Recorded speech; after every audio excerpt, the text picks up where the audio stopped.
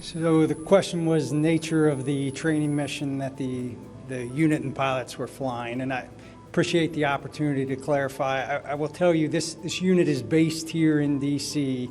Their daily missions include providing support to not only Army senior leadership and Department of Defense, but also senior leaders throughout the U.S. government and other agencies.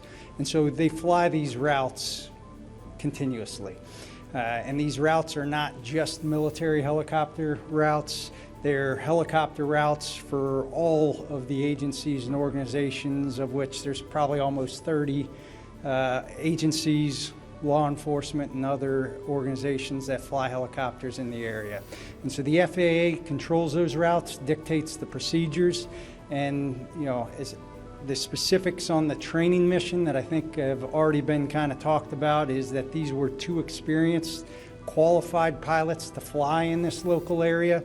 This is something they've done many times before, and they were simply out flying a mission that's a training mission that's required to reevaluate, just like every Army pilot does on an annual basis. You get reevaluated, re-signed off to fly in your local area. And you do that by flying the routes and the missions that you normally perform. Given the accident, I understand the FAA has put some flight restrictions on helicopters around national.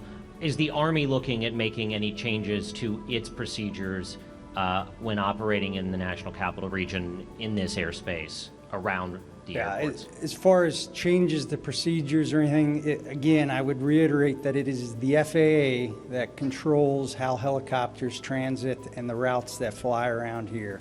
And we will certainly be interested to see what, if anything, they decide to do. And then internally, the Army always looks to learn and inform ourselves on any potential changes that need to be made. But I think it's entirely probably premature, and that's what the NTSB does. They're the best in the world at digging into this and finding out what went wrong.